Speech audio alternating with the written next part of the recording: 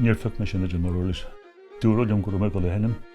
Robbie me Hannon, Ceol hí me go fáil bróga pelle ach fu me fiddle agus choú mé go dtí na chéad rang, so sin bronta sa bhór me an lá sin, so ní rá bé go. Bhí an ceoltóir ag methar agus bhí sé géirí go seoganne agus fu sé sinnim sa bháile agus bhí me Jolyon géisteach leis. An céad cumhíonn tágam na cúis ceol ná methar is sinnim fanne fuair nuair a tháinig siad a taobh agus bhí sí ionta sin atá sin agus dóigh gneanna sí gaiir nuair a bh methar sinnim ar an idirtí agus sinna céad cumhíonn tágam. Bhfuil ceol a gcónaí go éis te agus fiúhain san íhan ar thuca methar is teann nuair a bhí sé gobar máil.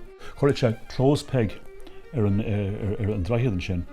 Just chun rud dhéanana níos ciúne agus thosa sé sinnim agus bhfuil me diniuthús agus chluineann an cos a gáil mar sin hí sa stair agus sin thar dó trí clog maidin, so bhí an ceol a gcónaí gáil a réid.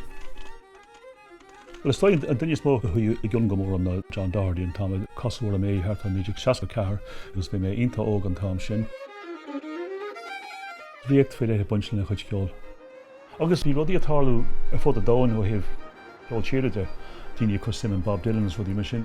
Agus an sin na seacadí bhí an ballad búmán agus an sin na seachtaí thosaí daoine chur sim in san ceol uirlaise agus bhí funineh atála agus is sin dá sa Bothy Band. Bhí sé mar gunne den bhunathirí ar an Bothy Band. Mar cheoltóir, mar léirthóir le RTE, mar bhil den gála líon, go dain mar bhil den bód an so. I dais go cheoltóir Usher is scoil saoire Willie Clancy. Agus go dain mar orlabhraí don geol agus dóinge chuir sé go mór le ceol agus alíon na tíre so.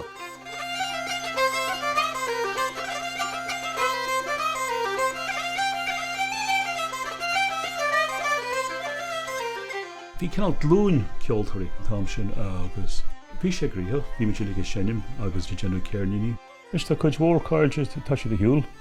Fuír, but na daoine tá thart búdan le chéile gomininic agus tá cáide sin lean sé ra agus cinál cheangail spiridáilte a buint leis an rudí sin síle mar bhela.